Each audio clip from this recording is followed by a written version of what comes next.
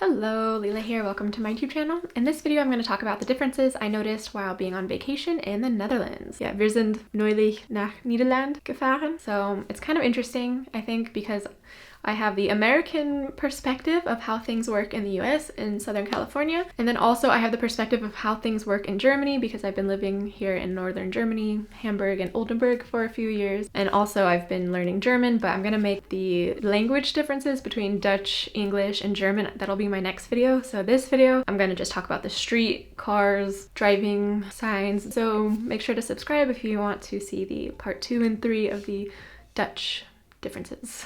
First I wanted to tell a little personal story and then a little word from this video sponsor. Something I don't do on this channel is talk about my personal life. One thing that I've struggled with is learning because I would say I have pretty severe ADD actually. It definitely affects my life, my quality of life.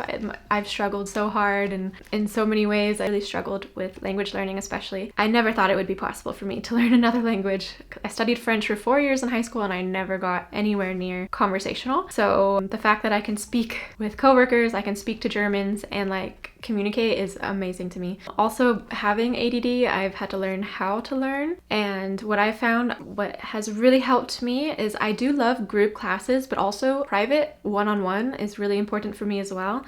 When I was in university, I always had to check the hours, the office visiting hours, so I can see the professors, so I could get one-on-one on certain topics. I just always struggled with understanding a lot of things that came easily to other people. And so with language learning, I knew one of my tools is going to be private one-on-one lessons, so I can go over the things that I don't understand. So one website that I used in the past, I used them for 3 months, is italki, and I've talked about them before. Italki, the website where you get private one-on-one language learning with private tutors. They're having a Black Friday deal right now, and it's until the end of November 30th. 50% off everything, and the information will be down below in the link. Most of the teachers, they're offering up to 25% off their packages, which means up to 75% off. You can learn like not just German, there's over 150 languages, so they have a ton of private tutors in English, Japanese, Korean, Chinese, Portuguese, Spanish. Any language, you'll find it on italki, and each teacher sets their own price. Just find one that's based off of your budget. And you can take trial lessons, which is what I did when I was looking for a teacher.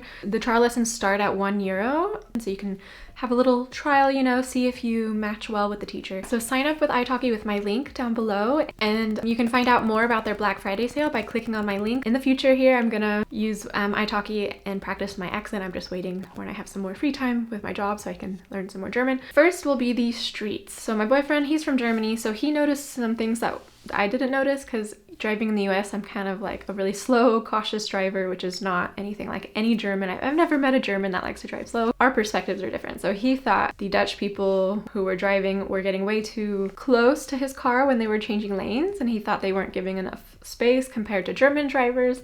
For me, I didn't notice any difference. To me, I feel like Germans are aggressive, Dutch are aggressive. I also, though, had a car accident in Germany, and I made a video about that.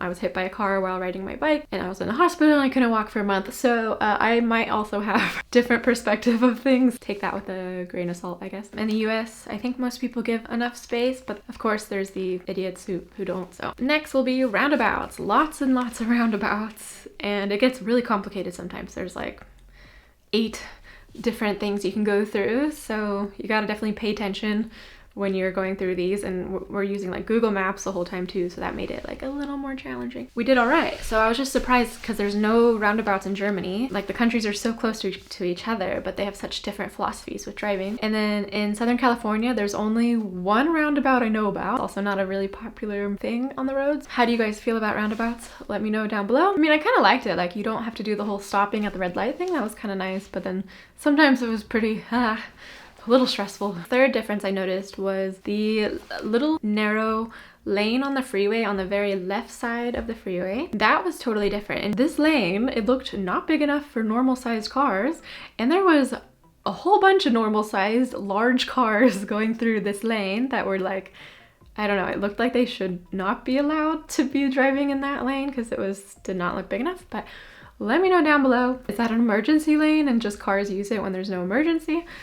I didn't really understand. In Germany, I think there's a skinny lane, but it's not big enough for a car. Or sometimes in Germany, there isn't one of that. Like, people don't move over. And then one time I experienced that where the paramedics had to go through the middle of the freeway, and that wasn't a good situation because it was really struggling to get the cars to move over. But anyways, in the US, the left side, we have the carpool lane usually is the left side. And that's if you have more than 2 people that you're driving with, then you can go in the special left lane. So I don't know what the rules are though in the Netherlands. Is there a special rule that only certain cars can go in the left lane? I kind of doubt that, since Germany doesn't have anything like a carpool lane. So the 4th difference is fire trucks. So I was really surprised when I saw a Dutch fire truck. One is like the names, of course, and Dutch is different than Germany. Well, actually, I don't know if I can say of course, because sometimes the words were really similar in Dutch and German, but here it was Brandweer, I don't know if I'm saying that right, and then Feuerwehr. So the second part was pretty similar. And then Brand is fire, so the colors were different. Like the paint on the truck is what I noticed immediately, which in the Netherlands it had blue, red, white stripes, like a red background, like a true red. Germany, it's like this peachy red. And in Germany, it has just one stripe going through, like a golden sort of stripe. Thought that was interesting, different stripes. In the US, I think it's just all red. I don't even know now. Oh, I'll put a picture here. So when I picture it in my head, it's mostly just red with like the letters of which city it's from, I guess. The bike lanes, oh my goodness. So I heard about the Netherlands and bikes and being very bike friendly. Like I heard Amsterdam is super all about the bikes. Like you gotta watch out because it's like bikes always have the right of way, I heard. But what I wasn't expecting was on the road. Every road, I'm not sure about Amsterdam because we've spent most of our time actually in this little farm town outside of Amsterdam. Every street we were on pretty much had stripes, dotted lines. Oftentimes there wasn't a bike lane just for bikes, but what there was these dotted lines where for me, it looked more like a reminder to the cars that a bike could be here and they're allowed to be here. So you have to go around the bikes. And I like that because in Germany there isn't that. Like if there's no bike lane on a street in Germany, there's nothing.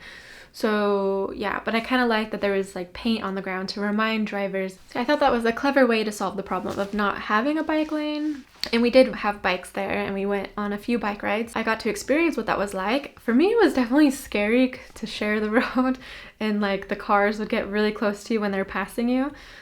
But I felt at least a little bit better knowing that there's these lines on the street. So in the US, it's similar to Germany, but way worse because in Germany, they have a lot of sidewalks are especially made for bikes. But then Germany also has a lot of streets that have no bicycle lane on the street or the sidewalk.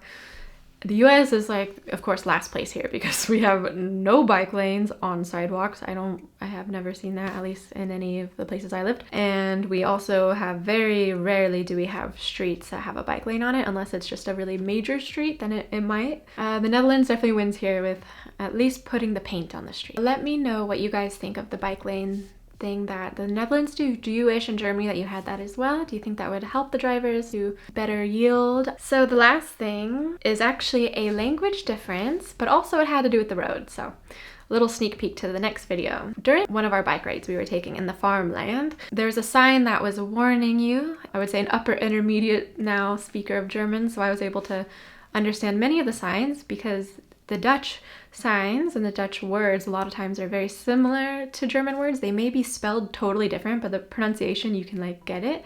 But in this instance, there was a sign that was spelled exactly like the English word, obstacle. So it was saying that there's obstacles in the road, so be careful, like rocks, I'm assuming, in the road. But it was spelled different than the English word, so it had a K.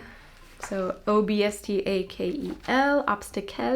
obstacle. I don't know if that's how you pronounce it. And I asked my boyfriend if he could understand this word, obstacle, and he had no idea. He hadn't heard that before. And I was like, really? Oh, because it looked kind of like a German word to me. And then I described what it means, and he said, oh yeah, we call that, in German it's called Hindernis, die Hindernisse, das Hindernis, and obstacles is die Hindernisse. So yeah, I was like, wow, that's really different. But then in my dictionary, I saw that it did say that there's the same word in Dutch, in German, obstakel, but it said veraltet, so dated.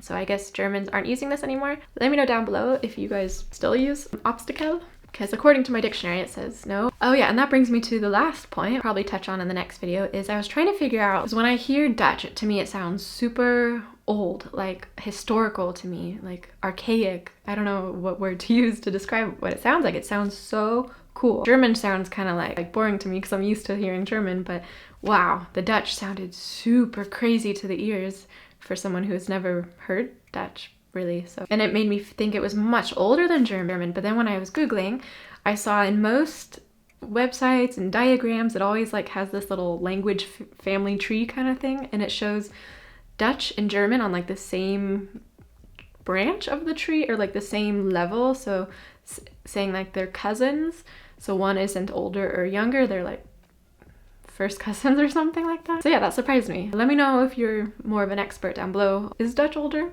Because I mean, with the example of obstacle, that's a word that Germans aren't using anymore, but used to be German, but Dutch are still using it. Interesting. So that is all for this video. I hope you guys liked it. Let me know what you thought of these differences down below. Have you been to the Netherlands? Have you been to Germany? What were the things you noticed that were most different when it comes to the streets and driving? Hope you guys are doing great and have a nice weekend. Next video will be up in the next few days, probably. Okay, bye.